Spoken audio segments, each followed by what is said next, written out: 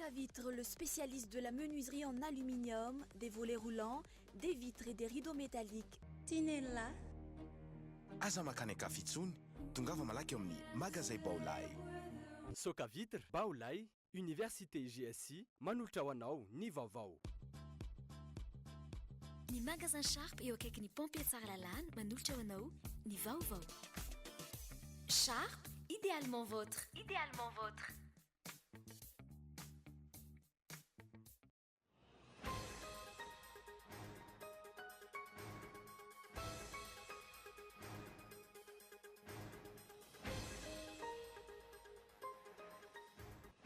Kajikajy politika hoentina hanemorana ny datim-pifidianana ny fanovana maro ataon'ny fitondram-panjakana amin'izao araka ny nambaran'ireo mpandalina politika. Efa misy ny resaka mandeha amin'izao fa mety ahemitra amin'ny fahavalo amby roapolo ny volana aogositra ny fifidianana kominaly ary ahemitra 20 andro ihany koa ny fanaterana ny antota taratasy firotsahako hovidiana be ny tanàna. Sy tompona andraikitra fa mpanara-maso sy mpanampy ny orinasa-mpanjakana Air Madagascar ihany ny ministera fitaterana raha ny nambaran'ny androandry. Ny mpiasan'ny Airmad araka izany no antony mampandeha na mampikatso ity orinasa ity.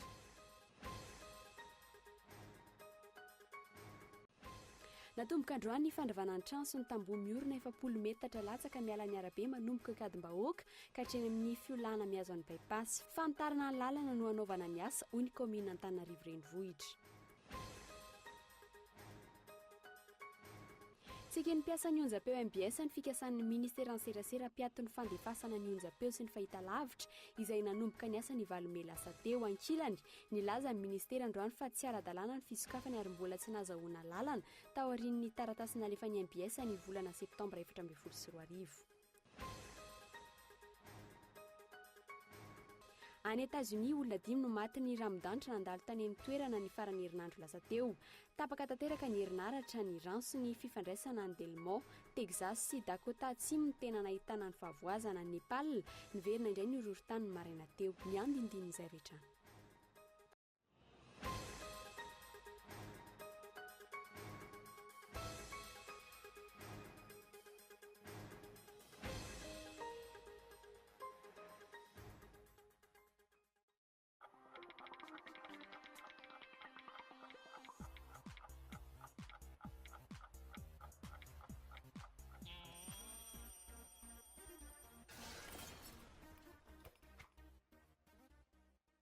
La technologie d'éclairage du TV LED Changgong est la plus avancée du marché. Full HD, ultra fin, ultra complet et design.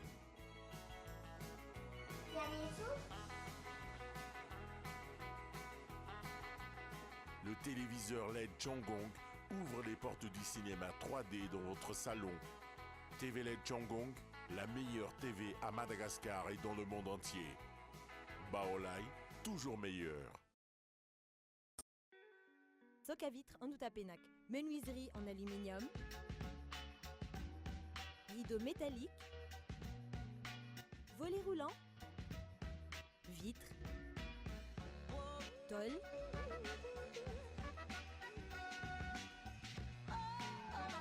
Socavitre en Outapenac, 020 22 682 28, 033 11 256 63, Socavitre en Outapenac. Très sincèrement à votre service. Bon ben je vais partir là. Hein. Ok. C'est bon là? Ouais. Pas de bisous? Non, ça va. Rejoignez Annick Beauté, spécialiste en coloration, coiffure d'événements, tissage, coiffure pour hommes, pack mariage.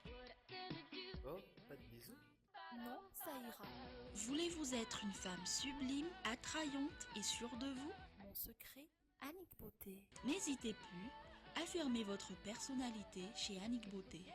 Annick Beauté, notre secret. Situé dans une nouvelle ville, GSI Bypass, Université pionnière d'Avarajan, vous propose 4 filières clés. Informatique de gestion, multimédia et communication, génie management du BTP, management des affaires. Inscription encore ouverte avec GSI ITOS. Téléphone 034 38 174 74. GSI Bypass. Téléphone 033 17 689 34. GSI, un passeport pour l'avenir.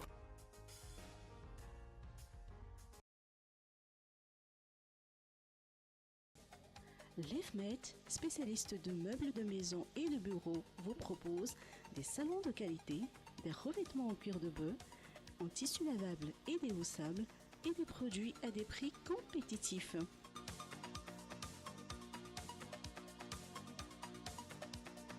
Meublez votre chambre à coucher avec un modèle classique au royal. Pour la salle à manger, nous proposons des modèles uniques à Madagascar en bois massif, en marbre naturel et en verre trempé. Et aussi un large choix pour le bureau. L'EFMET vous permet une garantie sur tous les meubles, livraison et installation gratuite.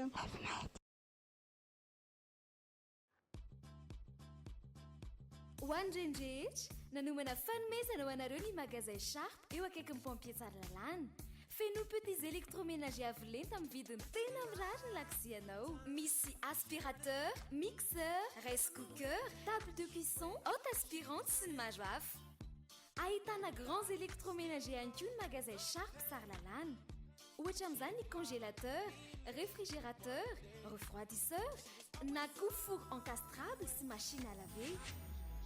Ho an'ny sofina sy ny masindray, manolotra appareils électroniques toy ny musique, microsystème sy TV LED Full HD ihany koa ny Sharp.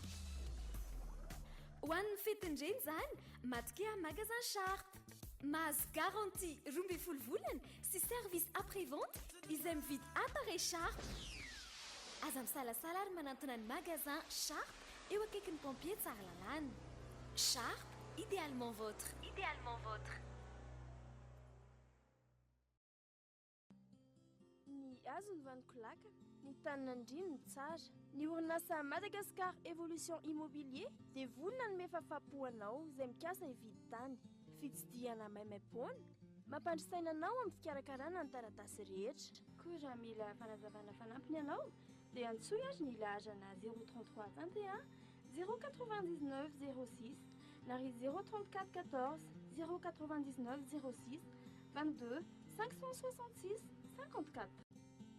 Madagascar Évolution Immobilier, un avenir sûr, investir, bâtir pour le futur.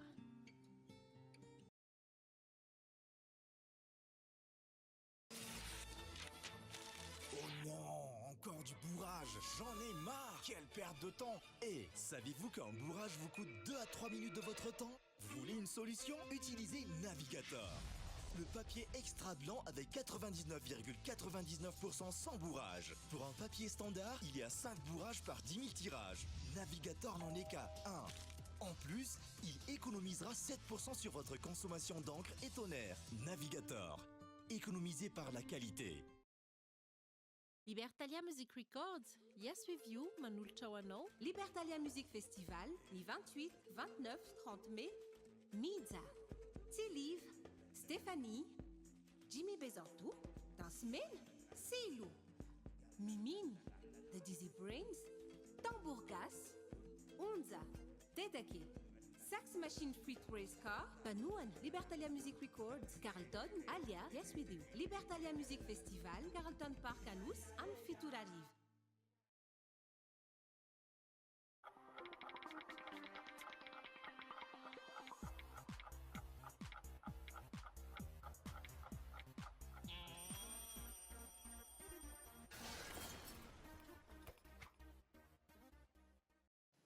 Miaraba tomboka lasomby vavy tonga soa amin'izao fampahalam-baovao ny fahita lavitra Kolo TV izao manasanao anaraka izany hatramin'ny farany vaovao mikasika ny fantaterana ny fifidianana ben'ny tanàna kajikajy politika hoentina ny morina ny fifidianana ndraisan'ny mpanara-baovao ny fanapa-kevitry ny fitondram-panjakana tao anatin'ny ray volana tsy mitsahatra miova ny pitsipitsiny amin'ny fikarakarana ny fifidianana ny daty anaterana atao taratasy ny famaritana ny komina ny endriky ny bileta tokana ampiasaina amin'izay fifidianana izay mbola miteraka resabe ihany hatramin'izao fanovana izay tsy manaraka ny lalana ihany koa ary ny andidin'izay miaraka amin'ny herin'ny rabary.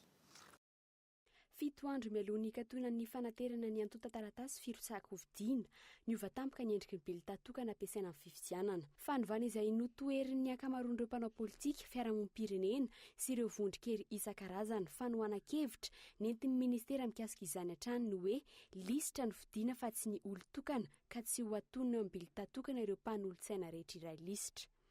fa ny fifidianana zay ataontsika zao dia tsy scrutin uninominal hoe fifidianana mera anankiray fa scrutin de liste tiako azavaina manko zavatra zay mba tsy ho déformena ka ny olona zay milaza fa hoe sarin'olona anankiray ho atao anatin'ny bulletin tsy izy zany fa interprétation zany satria scrutin de liste raha araky ny tokony ho izy raha arahina ny voalazan'ny code électoral dia sarin'olona rehetrarehetra ao anatin'ny liste zany tokony ao amin'ny bulletin unique azontsika tsara angamba zay no izy ka io zany angamba tsy anaovantsika polémika fa ny tiako tenenina fotsiny hoe manamora ny asan'ny senita ary question pratique le izy raha ny tao amin'ny andininy faefatra amin'ny 20 andalana faharoa amin'ny lalàna fehizoro laharana 12 sy 20 tsipika aotraotra dimy tamin'ny 20 martsa 12 sy 20 mikasika ny code électoral nefa dia ny senita no mamaritra ny bilita tokana ampiasaina amin'ny fifidianana tsy misy andinin-dalàna milaza fa ny gouvernemanta ny tokony handray izany fanapa-kevitra mikasika ny bilita tokana izany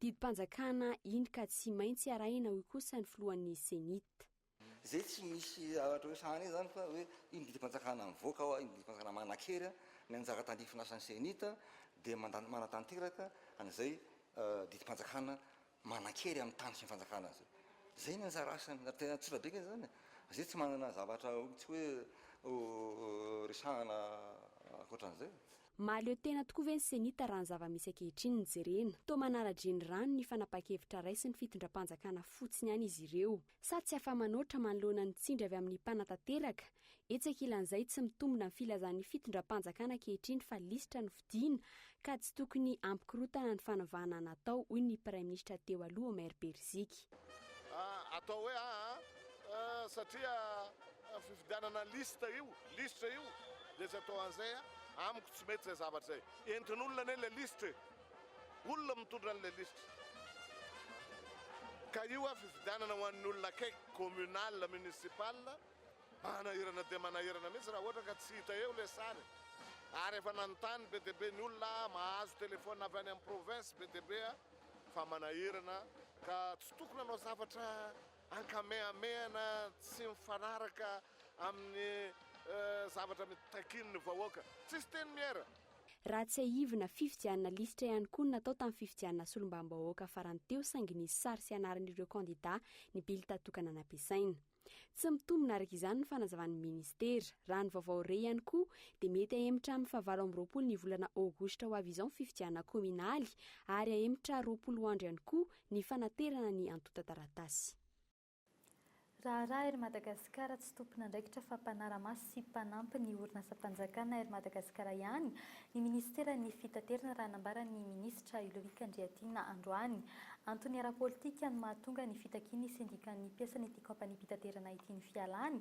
raha ny nambaran'ny hatrany raha tsy ahivina ny minisitra sy ny mpitantana ny Ermad ary ny SM no nolazain'ny mpiasa fa antony mahatonga ny olana rehetra ao amin'ity société anonyme manana ny fanjakana petrabola betsaka indrindra ity fanatetiny 10 miliara ariary teo amin'ny Yata Clearing House 2 miliara ariary ividianana kojakoja simba ho an'ny fiaramanidina ny pièce de rechange 10 euro nanamboarana ny Boeing 737 ny volana Jolay sy Aogositra tamin'ny Tondasa 500 sy iray tapitrisa dolara na ny fana fiaramanidina hafa nandritra ny fikarakarana ny fiaramanidin'ny Air Madagascar 2 miliara ariary nandaovana ny karaman'ny mpiasan'ny Air Madagascar ny volana febroary farany teo izay no ampahany amin'ny fanampiana izay nomen'ny ministera ny fitaterana ny kampania mpitaterana Air Madagascar ny taona 2024 2024 akoatry ny fiangaviana ny Sofitrans, ny Adema, ny ACM, ny ASECNA mba tsy hitaky ny trosany amin'ity kampania mpitaterana ity. Nambaran'ny ministra arak'izany androany fa tsy izy no tompona andraikitra amin'ny tsy fahaiza-mitantana amin'ity orinasa-mpanjakana ity. Tsy ministera no mitondra ny roplan, tsy pilote, tsisy pilote mihitsy izay. Tsy ministera akory no mivarotra be. Zany hoe andraikitra ny tsirairay, zay le teneniko hoe force de proposition ny intersyndical. Hoe inona ny fomba atao mba hanatsarana an'izay tolotra sy izay zavatra rehetrarehetra service omeny Ermad zay. Fa tsy miankina amin'ny ministera zany. Ministera tsy afaka mibaiko akory na DG aza tsy baiko ny ministera mihitsy. Tsy mpantanteraka arak'izany ministera raha nambaran'ny ministra hatrany. anjaran'ny mpiasan'ny Air Madagasikara ny mampandeha ity orinasa izay ananan'ny fanjakana renivola-betsaka indrindra ity. Ny sendikan'ny mpiasa izay raha tsy haivina dia nanambara omaly fa ny minisitra no tokony alana amin'ny toerana misy azy noho ny tsy fahavitan'ny asa iandraiketany amin'ny fampandehanana tsara ny Air Madagasikara. Menatra ny mpiasa ary maneho fialantsiny amin'ny mpanjifa. Ny vory ny sindika ka manao izao fanambarana manaraka izao. Mangataka amin'ny fialan'ireto olona manaraka ireto ny intersyndical. Ny ministra fitaterana, ny DG ny ACM, ny PCA ireo PCA ny Air Madagasikara, ny DG ny Air Madagasikara sy ireo mpiara-miasa amin'ny akaiky. Antony ara-politika arak'izany no amaritan'ny ministra izao fihetsiky ny mpiasan'ny Air Madagasikara izao. Nambarany kosa nefa fa misokatra ny ministera ho an'izay mpiasa te hitondra sosikevitra amin'ny fanatsarana ny Air Madagasikara. Mipetraka kosa nefa ny fanontaniana mikasika ny fahefan'ny fanjakana amin'ny alalan'ny ministera amin'ny fampiarana ny fitantanana izay heverina fa tokony hampandeha ny orinasa mpanjakana Air Madagasikara. Fa tsy mbola misy tokotany ny lalàna momba ny fahalona ny senita hatramin'izao. Lalàna izay efa ny 24 ny volana desambra 2023 teo no tonga teny anivon'ny antenimieram-pirenena saingy hatreto tsy nisy toy intsony momba izany.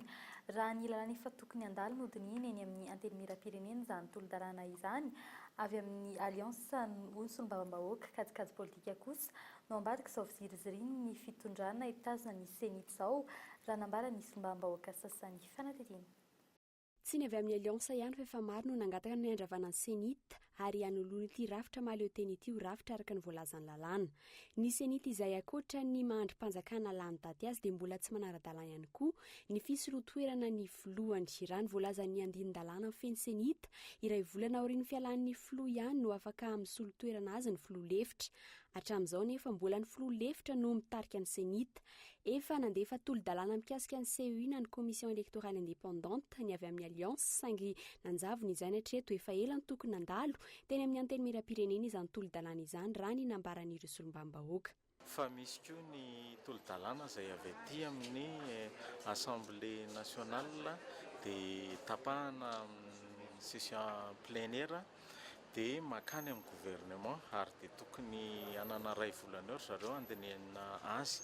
Raha ny fantatra hatreto dia mbola tsy miverina ety amin'ny Assemblée nationale ny lalàna mahakasika an'izay voalazanao izay fa raha ny marina dia efa tokony hiverina andalo ety mahakasika an'izy iny. Kajikajy politika ny mpitondra fanjakana kosa ny mbola tsy hanoloana ny senita raha ny nambaran'ny solombavambahoaka hafa.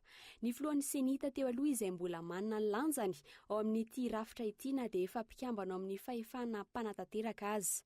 Mampanahy ny amin'ny tsisy ny fifidianana mangarahara raha ny nambaran'ny solombavambahoaka Lanto Rakotomanga. Zay ny membre rehetrarehetra ao anatin'ny senita ihany koa dia tsy indépendant tsony fa hita hoe ny lehibe ny senita teo aloha no nametraka ny par intérim an'io président senita kehitriny io. Noho izany zany na inona dia tsy mangarahara tsony ny senita satria ny ministra ny raharaha-mbahiny ankehitriny dia mbola lehibeany ihany afaka manao an'izay intervention eo anivony izany filohan'ny senita Vonjimaika izany.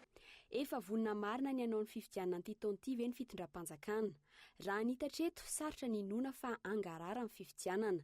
Raha ny vaovao reto teny amin'ny antenimieram-pirenena androany ihany koa dia isany navohitra ireo solombavambahoaka atao amin'ny voamery hitambarambe ny mikasika an'io tolo-dalàna momba ny CEI ity.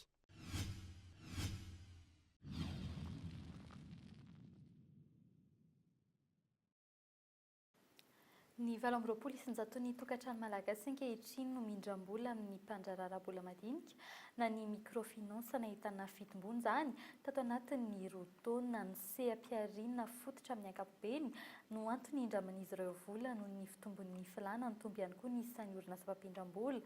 Miisa 17 izy ireo amin'izao fotoana izao nisy ny fiofanana notanterahiny ny mpikambana nanomboka omaly. Fanadetiny Oliva Antriniala. Mahatratratra any amin'ny 420 sy 700 tapitrisa ariary ny vola mihodina any amin'ny mpindrana manerana ny nosy tamin'ny faran'ny taona 424. iraika amin'ny 700 tapitrisa ariary kosa ny tahiry. Ny varotra madinika sy ny fambolena ny fiompiana ary ny tao-trano ireo amin'ny ankapobeny no antony findraman'ny sarambabem-bahoaka voly any amin'ny mpandrara arabola madinika na ny microfinance. Isan'ny tombony ho an'ny mpindrana ny zanabola ambany mihoatra ny any amin'ireo banky lehibe. Fahafahana manitatra le activité satria raha mianona fotsiny amin'izay anananao ianao dia mety tsy afaka mivelatra amin'ny activité izay ataonao, fa ny findramanao vola zany dia afahanao mampitombo ny sehatrasa na eo amin'ny chiffre d'affaires na eo amin'ny fampitomboana ny vola ampiasaina mba ahafahana mahazo vokatra bebe kokoa zany. Le zanabola rehefa jerena zany le zanabola mety ambanimbany kokoa noho izay mety hita any amin'ny banky. Fa ankoatran'ny olana madinika toy ny tsy famerenana ara-potoana ny vola avy amin'ireo mpindrana, isan'ny olana mety hitranga ny fanodikodinam-bola ataon'ireo mpitantana ny orinasa. Isan'izany ny nitranga tany Fianaratsoa mitaraina ny mpikambana ao amin'ny Tiavo, orinasa mpandrara madinika ara-bola any amin'iny faritra iny. Misy tompon'andraikitra manodikodim-bola ary mampiasa ny volan'ireo mpikambana. Tsy mbola nazona andinindininy mikasika io tranga io na ny fepetra ho raisina manoloan'izany. Efa misy kosa tompon'andraikitra misahana ny fepetra tokony ho raisina rehetra. Fizohinana fanaraha-maso andreny anafa reny dia misy ny ataontsika hoe commission de supervision bancaire et financière, fanomezana sazy nanotrany tsy anjara ny PMF fa ny commission de supervision bancaire manana andraikitra manokana amin'izay. Isorohana ny tranga toy ireny sy ampitomboana ny traikefan'ireo orinasa mpampindram-bola. Miatrika fiofanana ireo mpitantana izany amin'izao fotoana izao. Isan'ny mampiofana amin'izany ity manam-pahaizana iraky ny birao iraisam-pirenena momba ny asa na ny BIT ity. L'objectif des managers aujourd'hui, c'est d'amener leurs institutions à être pérennes dans la durée pour pouvoir continuer à servir la population cible, en fait, les exclus du système financier classique. Le deuxième objectif de ce cours, c'est de fournir un arsenal d'outils qui vont permettre à renforcer les performances des institutions de microfinance. Le troisième, c'est encourager le partage, parce que nous ne sommes pas dans des cours académiques, c'est un partage d'expérience, parce qu'on est avec des responsables qui ont un certain nombre d'années de travail derrière. Tokatrano manodidina ny roa hetsy iray tapitrisa, izany hoe 720 ny malagasy hatreto no mahita tombotsoa amin'ny findramam-bola sy ny fanaovana tahiry any amin'ireo orinasa mpandrara arabola madinika ireo. Tantsaha monina eny ambanivohitra kosa ny 770 n'ireo mindram-bola. Lafomba vahafantateraka kosa indray na nitanteraka fivoriana tsy ara-potoana ny mpikambana ao amin'ny birao maritry ny tranobe ny varitra sy ny indostria androany fivoriana izay tsy azona trehiny be sy ny maro anton'ity fivoriana ity ny fandiniana ny raharaha mikasika ny tany nisy ny magro teo aloha etsy Akorondrano izay fanandefasan'ny orinasa Tico fangatana ny amerenana izany amin'izy ireo. Tsy nisy ny pika nefa ny votoatin'izany fivoriana izany ity raharaha ity izay efa niakatra fitsarana nefa tsy hita izay toy ny fanantetiny Elniny Rabary. Mahafafa ny raha-pitsarana afaka ohatran'ny resaka politika ve ny fahabevanam-pirenena. Fantaninana mipetraka io taorian'ny fahenoana fa takirin'ny orinasa Tico ny amerenana amin'ny tany nisy ny magro teo aloha etsy Akorondrano amin'izy ireo. Ity tany ity izay an'ny tranobe ny varitra sy ny indostria ary efa nahazoan'ny orinasa Tico contrat de bail nandritry ny 70 taona nefa tsy nandoava na ariary aza nandritry ny fotoana na ben'ny tanàna n'Antananarivo ny filoha teo aloha Marc Ravalomanana ka nandra-pialany teo amin'ny fitondrana na filoham-pirenena azy. Izany hoe efa napiditra amina miliara tamin'ity orinasa ity fa tiantoka kosa ho an'ny kitapom-bola-panjakana. Na dia efa nisy aza nefa ny fampiakaran'ny tranobe ny varitra ity raharaha ity teny amin'ny fitsarana ka namerenana izany tamin'izy ireo mitady hiova ny tantana ankehitriny. Ity resaka ity izay anton'ny fivorian'ny mpikambana ao amin'ny biraon'ny tranobe ny varitra androany saingy tsy azo natrehan'ny mpanao gazety ary nafenina ny votoatin'izany. Fantaniana mipetraka ny hoe nahoana no afempenina sa misy fifanarahana miafina tiana atao. Ny filohan'ny tranobe ny varitra izay nandamafy ny fisian'ity fivoriana ity nefa misy fanasana voaray manamarina izany. Fantaniana manaraka ihany koa ny hoe anao ahoana ny hoavin'ireo tanin'ny tranobe ny varitra sy ny indostria any amin'ny faritra toy ny any Mahajanga, Diego ary Toamasina izay efa nisy magro ihany koa teo aloha. Mampanahy ny amin'ny mety ho fisian'ny tsindry sy ny resaka politika. Fandrosoana ifotony tsy niandry ny drafitra fanatanterahana na ny plan de mise en œuvre efa manomboka ny fanatanterahana ny aksorana ny 17 amin'ny drafitra fampandrosoana ho an'ny firenena na ny PND fizarana traikefa no entin'ny fandarana Samatoy na miara-miasa ho antoky ny toe-karena ifotony amin'izany androany sy Rampitso. Fanadedina. fiara-miasan'ny vodrom-bahoaka-paritra itsinjaram-pahefana sy ny fanjakana fohibe ny mpamatsy vola ary ny sehatra tsy miankina no ahafahana mitondra ny fampandrosoana ara-toe-karena ifotony arak'izay voiziny fandarana samatoy. Kaminina 420 eto Madagasikara no efa nahitana tombotsoa tamin'ny fampiarana izany. Efa tafakatra 30 hatramin'ny 700 ny tahan'ny etra niditra tamin'ny faritra 3 nisy ireo kaminina ireo. Niakatra 10 hatramin'ny 20 ihany koa ny fidiram-bolan'ny mpahazo tombotsoa. Ny traikefa fanahafan'izy ireo nantanteraka izany no entiny ho zaraina eto amin'ny Carleton Nanosy Androany sy Rahampitso. Rehefa vonina fantatry ny mpisihatra rehetra na ny fanjakana zany fohibe na ny vondrom-pahatra anjaram-pahefana na ny sehatra tsy miankina na ny mpamatsy vola rehefa mitovy ny fomba fijery amin'ny fampandrosoana dia samy manao ny asany daholo rehetra ary zao sehatra zao zany dia sehatra ahafahany rehetra hoe inona ny tokony ataony tsirairay amin'izany fanaterahana ny plan national de développement zany. Ny andininy fahatelo ao amin'ny drafitra fampandrosoana ho an'ny firenena na ny PND dia ny fampandrosoana andraisan'ny rehetra anjareny fotony no andraisany ity fandarana saity anjara. Maro ny paikady hoentina mampandroso ny firenena iray hoy ny minisitry ny toe-karena. Fotoana iray hamaritana ny fandrosoana ilain'ny faritra ny andraikitry ny fanjakana amin'ny fantanterahana izany no resahana amin'ny vovonana tahaka izao.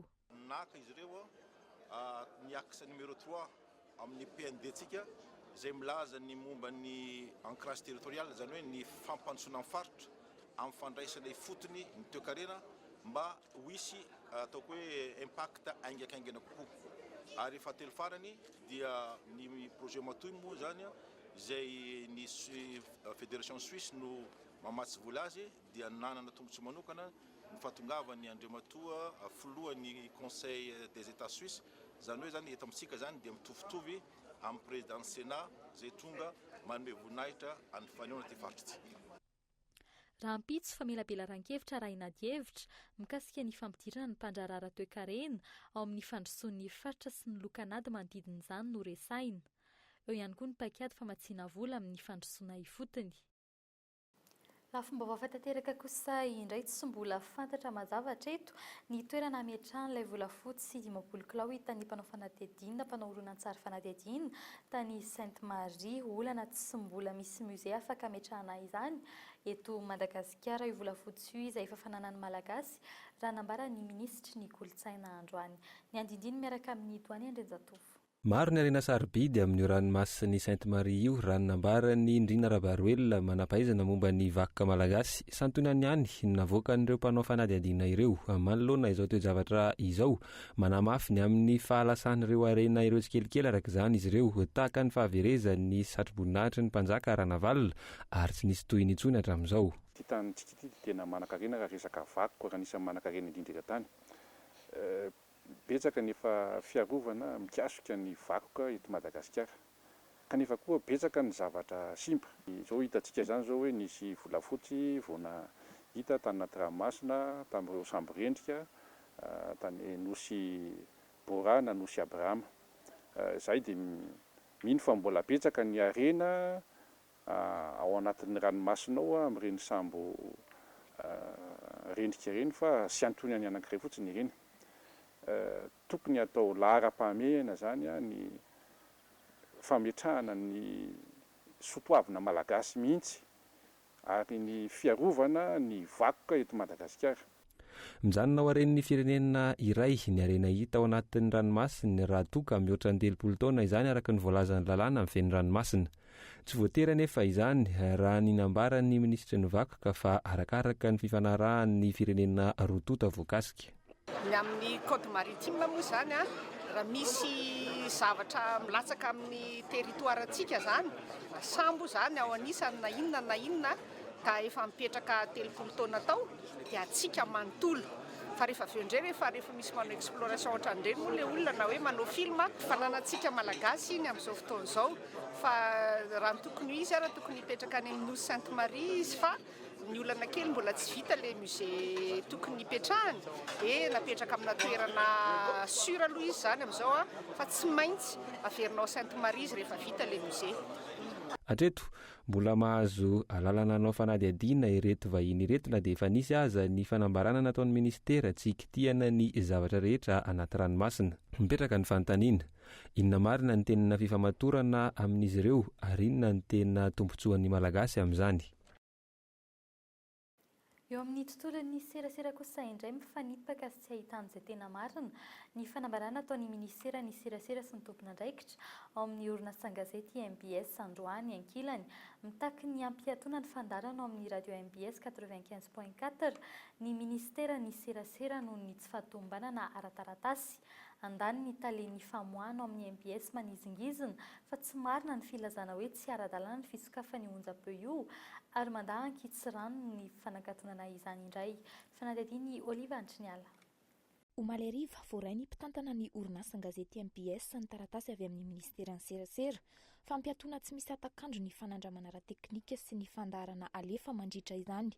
Fisintomana ihany koa ny lisansa ampiasain'ity onjam-peo ity. Betsaka ny mbola misavoritaka amin'ny pitsopitsony raha ny fanazavana teny amin'ny ministera. Tsy maintsy misy taratasy tonga aty amin'ny fitondram-panjakana hoe ity station ity dia miorina etsenanina, tsy manana an'izany zay ato. Ny tompon'le station no milaza aty amin'ny fanjakana hoe iranina ny directeur de publication. Dia misy atota taratasy tsy maintsy foronina amin'io, tsy manana an'izany zay. Tsy hoe rehefa manana fitaovana ianao dia tonga dia ampiasainao fotsiny.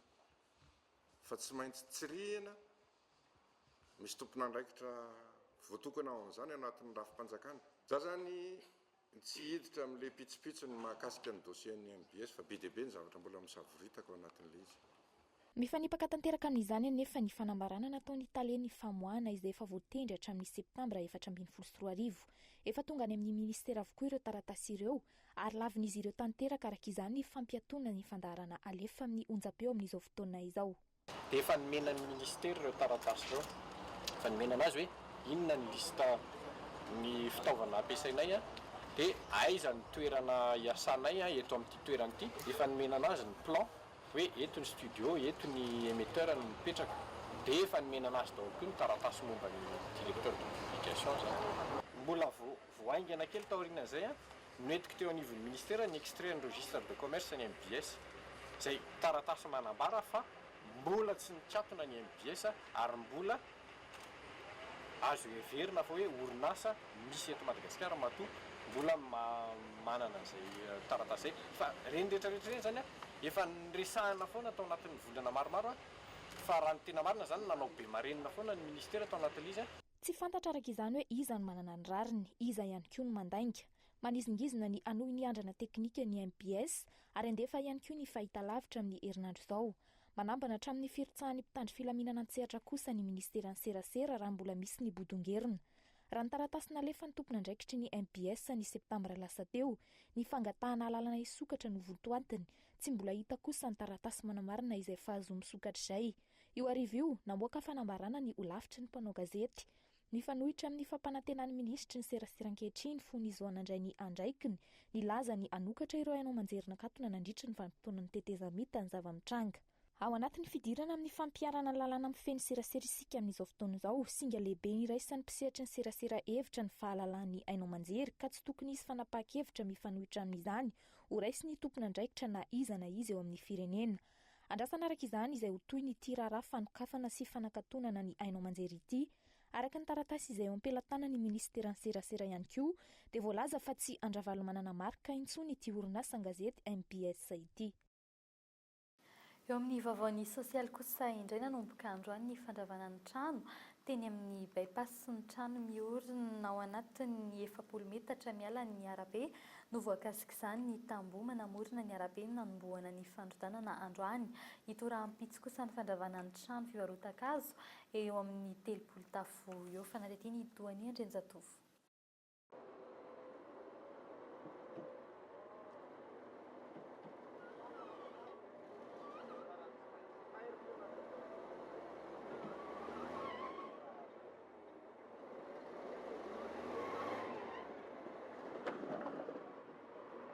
Ireo trano toeram-pivarotana tambosy izay rehetra miorina manamorina ny arabe manomboka kadimbahoaka ka hatreny amin'ny fiolahana miazo an'ny bypass no tsy maintsy arodana amin'ity herinandro ity. tsy ara-dalàna ny fanorenana an'ireo fotodrafitrasa ireo. Misy le izy fa zany hoe le izy loha tsy rehefa zay fotsiny zany hoe rehefa tonga fandravana tsy maintsy miala zay ny tena izy. Nay loha ohatra ny hoe tsy dia misy olana be satria efa mba fatapatatra ihany le izy zay ny tena izy. Tsy voaingana nga mbola nisy roa volana mbola tsy voaray volana. Ireo trano miorina 30 hatramin'ny 700 metatra miala ny arabe no voakasiky ny fandrotanana. Ny komina Antananarivo renivohitra sy ny mpamonjy vonina no nanatanteraka izany androany. Ho an'ny zone ety amin'ny bretelle zany araka ny voarafitra amin'ny drafim-panajariana dia ny zone 30 mètres du côté aty amin'ny Jovena aty ary 40 mètres du côté antitantsika teo ny Madarel angamba zany. Ireo zany ny tokony amprise hoajaina na ny alignement tokony hoajaina ity. Dia zay tafiditra ao anatin'izay zany dia tokony ho tanterahana ny fanesorana azy satria fanorenana tsara ka ny tokony izy ao anatin'ny emprise publique. Ho fantarana ny lalina no anton'io fandravana trano io raha ny nambaran'ny tompony andraikitra eo anivon'ny komina Antananarivo renivohitra tsy ireo trano tsy ara-dalàna ihany araka izany no voakasika amin'ity tetikasa ity fa ireo manana taratasy ara-dalàna ihany koa. Misy ny fepetra manokana raisin'ny komina Antananarivo renivohitra ho azy ireo. Mesure d'accompagnement misy amin'ny olona petsaka ara-dalàna fa misy zany le olona ireo koa zany izay tany tonga dia mipetsaka fotsiny amin'izao izy. Raha ny tokony izy tokony zareo ary nandrosa azy fa izy tonga dia mipetsaka amin'izao fa efa nampalazaina daholo izy dia misy ny manjavany azy no misy ny ravan'ny commune. Raha zavatra tsikaritra teny an-toerana misy fotodrafitrasa izay tokony voakasika amin'ny fandrotanana kanefa tsy mbola nisy fepetra noraisina momba azy aloha hatreto. Isan'izany ity tamboho ity, ireo tompotrano izay nampiakatra ny raharaha teny amin'ny fitsarana ka naresy kanefa voakasika amin'ity fandrotanana ity. Eo amin'izay vaovao ny sosialy izay hatrany ny fametrahana ny fiainana am-pelatanan'Andriamanitra no isan'ny tsy ambaratelon'ny asa iray. Ny fananana tanjona mazava ihany koa no isan'ny mampandroso amin'izany asa iray fandray no entina amintsika eto anatin'ny fampalam-baovao amin'ny Tsiariva ity tokantrano miisa 70 isan'andro no tsy maintsy amoahany ity renim-pianakaviana iray ity fako. Hoentin'ny Mikaela Ramarolato anatin'ity fanadihadiana manaraka ity. Ny fananana toe-batana matanjaka no tsy maintsy miasa eto. Asa iray mila vatana raha ity asa famoahana fako ity. Mandidina ny 30 kilao isaky ny gony ny lanjan'ny fako tsy maintsy batainy ity renim-pianakaviana iray ity. Raha natao izany ny kajy dia milanja 440 kilao isan'andro izany. Mandidina ny 5,4 alina kosa ny vola raisiny isam-bolana. Zavatra nikasaiko aloha za zany efa niasa taloha fa le izy ohatrany hoe anaovan'le olona tsy ramba na le vola. Io zany tsy misy asa ratsy zany fa rehefa ifikiranao dia tsara foana na kely ary ny karama zany tsara foana raha vao ifikiranao io dia mahavelona anao. Manoloana ny asa izany efa zatra ny asan'ity renim-pianakaviana iray ity ka efa mivonina amin'ny fametrahana ireo fako manoloana ny vavahady ny tsirairay amin'ny fandalovany eny an-toerana. Zay efa manokana fako dia tonga dia ataony amin'ny gony dia maka fotsiny zareo. Fepetra raisinay zany zao dia le fako nenay tsy maintsy efa angona dia atao amin'ny kitapo dia efa misy mpanary. Manomboka amin'ny valora sasany izy no manomboka miasa manila ny fako ary ny mpitondra sarety no mandray izany ka mitondra azy any amin'ny toerana fanarim-pako. Tombony amin'ny ity asa ity ny fisian'ireo kapoaka sy tavoahangy ka vola hafa miditra ho azy ireo. Raha ny fanazavan'ireo mponina trany fa olana ho azy ireo izao paikady izao mba hialana amin'ny fitopaky ny fako etsero. Fa tsy mbola misy ny voalaza fa fahazon-dalana nomen'ny ministeran'ny atitany amin'ny fanokafana moské miisa 704 eto Madagasikara araka ny vaovao miparitaka ato anatin'ny andro vitsivitsy izao taoriny nahavitany ny fianam-teny Ivato izay niresahana momba ny fampihavanam-pirenena raha ny fiarovana ny sisintany eto Madagasikara mbola sarotra ny idirana amin'ny karazana fanapahan-kevitra tahaka izany hoy ny tompony andraikitra ny polisy ny sisintany teo aloha. Mikaela Ramarolato. Tsy ao mitovy amin'ny fisian'ny Papoiroro eto Madagasikara ny fisian'ny fanomezan-dalana norona moské miisa 704 eto raha ny fanazavana avy amin'ny ministeran'ny atitany androany. Manamafy izany tsy mbola misy tetika asa io hatreto hoy ny avy eo anivon'ny liaison sunnite saingy tsy manana olana ny amin'ny fampitomboana isan'ny moské eto izy ireo raha toa ka manodidina ny 5,700 isan'ny fiangonana silamo eto hatramin'ny nisiny. Ka zay zany misy fikasana tokoa mila miezaka manatratra ny retard rehetra izay disy hatramin'izay. Tena ankatoavinay ka c'est dans notre avantage. Io teneniko tokony 1 million mihitsy ny mosquée mitsangana eto Madagasikara. Tsy ny resaka finoana na ny fifangaron'ny Silamo sy ny hafa finoana no mety olana goavana terak'izany, hoy kosa ny commissaire Jean Brunel Razafitsy Andraofa izay lehiben'ny polisy ny sistanty teo aloha. Ny fifehezana ny fandriampahalemana manoloana ny fihazakazahan'ny vondrona islamika voalaza fa mpampiororo ankehitriny no mety ho sarotra ho an'ny fanjakana malagasy. Sarotra amiko ny resaka an'izay fa sao dia lazain'olona mpaminany fa raha ny fianarana natao sy ny fanarahana ny géopolitique mondiale dia mampiaya anahoana ny faratsika ary anahoana no avy Madagasikara. Tsy vita ny Silamo fotsiny fa tena iova ho hatramin'ny fomba fihetsika, fomba fisainana, fomba fijery. Tao anatin'ny 5 taona farany no nahazo laka ny finoana Silamo teto Madagasikara. Ny mahafirenena tatsinanana ny Madagasikara no isan'ny manafaingana izany firoboroboana izany. Nisy ny vaovao avy any ivelany samihafa ny paritaka momba ny hoe efa arahany sampam-pitsikilovana Amerikanina masony eto Madagasikara ankehitriny amin'ny resaka fampiororona. Nahatratra hatramin'ny 2.4 isa ireo mpino Silamo manerana ny nosy ny taona 14 izany hoe 520 isanjato ny vahoaka malagasy. Maresaka avy any ivelany trangana horohorontany faharoa indray tany Nepal tokony ho tamin'ny 12 ora sy 15 minitra tany an-toerana 17 andro aty aorian'ny trangana seho ny 20 aprily farany teo. Horohorontany amin'ny maridrefy 7.3 amin'ny refin'ny Richter naharitra 2 minitra. Nahatratra trany New Delhi Inde ity horohorontany ity raika tao tranom-ponina ka tsy nisy nijanona tao amin'ny trano fonena ny fanitsoaka ny faritra nisy azy. Mandidina ny 70 ny maty raha ny tarehimarika amin'ny vonjimaika raha ny fampitam-baovao ny Institut de veille géologique américain kosa tany amin'ny 13 kilometatra atsinanan'ny Katmandu no nisy ny fohibeny, 17 kilometatra andrefa ny Namche Bazar manakaiky ny Mont Everest. Raha tsy aivina ny 20 aprily farany teo, horohorontany toy izao no nitranga tany Nepal teo amin'ny maridrefy 7.4. Olona 977 no maty tamin'izany, 707 sy 1 alina no naratra raha nitatitra farany navoaka ny fitondram-panjakana.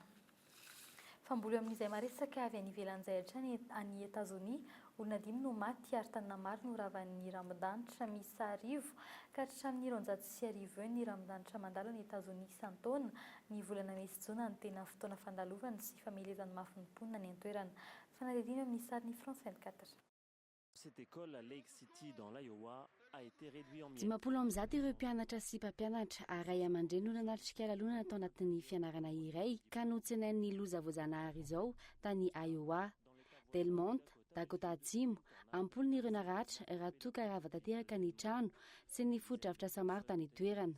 Tabaka tanteraka ny herinaratra, ny rano sy ny fifandraisana any Delmont. Mbola tohina tanteraka ny mponina ka manangana ireo fitaovana ilaina hiatrehana ny ampitsy tao aorian'ny fandalovan'ireo rambon-danitra. Texas sy Dakota Atsimo no tena ravan'ny rambon-danitra raha ny tatitra farany. Tany Texas, mpivady iray no maty voatototra tao an-tranony, olona miisa 9 kosa no tsy hita popoka hatramin'izao.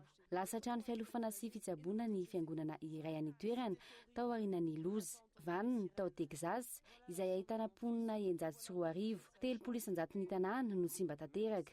Mikasa hiditra antsehatra ny toerana ny Croix Rouge ho any Androany. Tany Nashville, mpivady hafa indray izay namony aina nandritran'ny loza, ny rendoza kosa ny zanany 2 taona. Manao antso avy amin'ny fitondrana ny mponina ny toerana, rambon-danitra miisa 20 eo no vinavinaina mbola andalo ny tapany atsinanan'ny Etazonia hatramin'ny faran'ny volana Jona. Kajikajy politika hoentina ny morina ny didim-pifidianana ny fanovana maro atao ny fitondram-panjakana amin'izao raha ny nambaran'ny mpandalina ara-politika. Tsy tompona ndraikitra fa mpanara-maso sy mpanampy ny orinasa mpanjakana ery Madagasikara ihany, ny ministera ny fitaterana raha nambaran'ny minisitra Androany. Fanatomboka androany ny fandravana ny trano sy ny tamboho miorina 70 metatra manodidin'ny arabe manomboka eo ankadimbahoaka katreny amin'ny fiolanana miazo ny bypass ary farany. Tsy eken'ny mpiasa ny onjam-peny MBS ny fikasan'ny ministeran'ny serasera ampiato ny fandefasana indray ny onjam-peo sy ny fahitalavitra izay efa nanomboka ny asa ny fahavalo Mey farany teo. Dia izay ihany koa no hoentina mamarina ny fampalam-baovao tamin'ity androany ity soriny ianao miaraka tamin'ny hatramin'ny faramay fotoananao indray raha mpitsy tahaka izao veloma tompoko.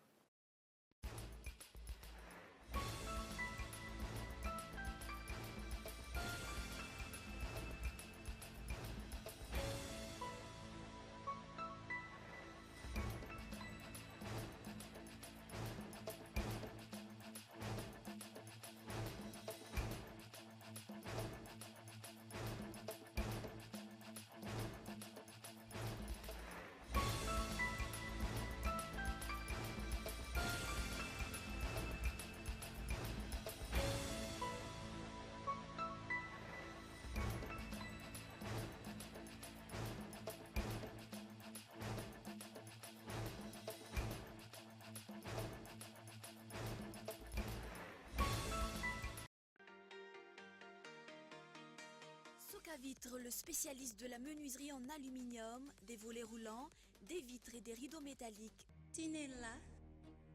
Aza makany akafitsony, tongava malaky eo amin'ny magazay Baolay. Ny fahapalalamba-vao dia niarahanao tamin'ny Socavitre, Baolay.